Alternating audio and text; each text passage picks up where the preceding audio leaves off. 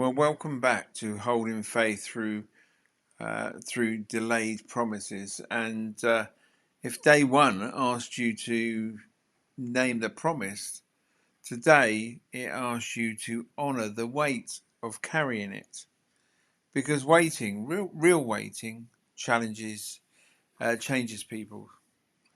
And if you feel tired, or if you feel heavier than it used to be, and if you have faith or confidence feels worn at the edges, that doesn't mean that you're failing. It means you've been carrying something for a long time.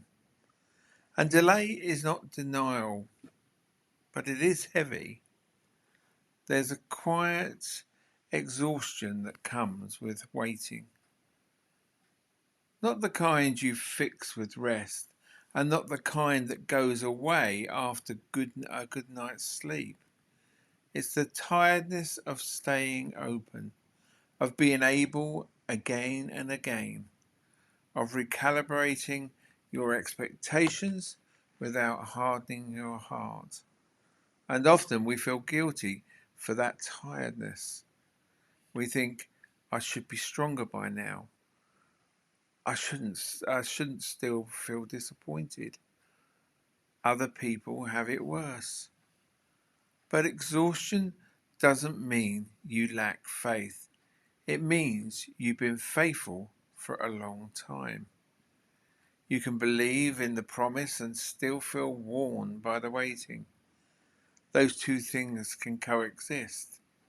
Waiting changes people because it stretches time in strange ways. Years don't just pass, they accumulate. Every near miss, and every moment where you thought this might be it. Waiting also reshapes how you hope. It comes and it makes you feel more cautious. You're more measured and sometimes quieter. And while that can deepen wisdom, it can also thin joy. Waiting teaches you things that you've never asked to learn: how to survive disappointment, how to adjust expectation, and how to keep going without certainty. And that education comes at a cost. So if you feel different than you used to, less eager, more reserved, it doesn't mean that something is wrong with you. It means waiting has done its work. And one of the hardest parts of waiting is something that we rarely name: the grief of almost.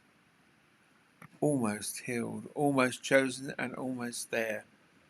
Almost creates a kind of grief that doesn't get recognized because nothing technically ended. But something did. A version of hope, a timeline you held quietly, and a future you rehearsed in your mind. And because it was almost, we tell ourselves that we're not allowed to grieve. But grief doesn't need permission. It shows up in irritation as numbness and impatience. Which brings us to this truth. Impatience is often grief in disguise.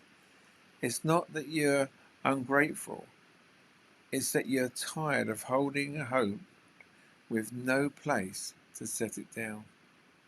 You're allowed to be tired of waiting. You're allowed to say, this has been harder than I expected. That doesn't cancel the promise. It doesn't make you bitter. It makes you honest. Guilt keeps us pretending we're fine. Honesty lets us heal.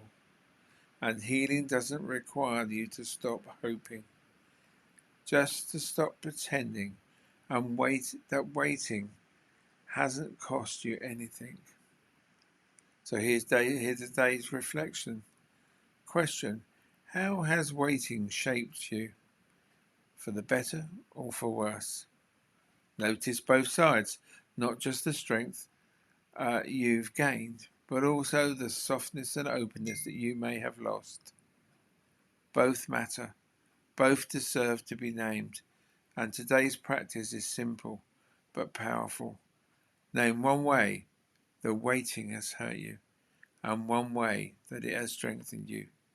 Just one of each. No justifying, no spiritual reframing. Let both truths exist in the same place. Because growth doesn't erase pain, and pain doesn't cancel growth. They often arrive together. Waiting has weight, and you don't have to pretend it doesn't. Tomorrow we'll talk about releasing timelines, how to loosen your grip on when without letting go of hope.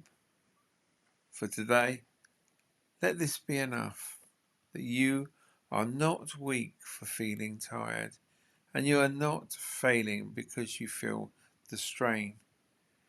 You are human, and you've been waiting. So I shall meet you tomorrow.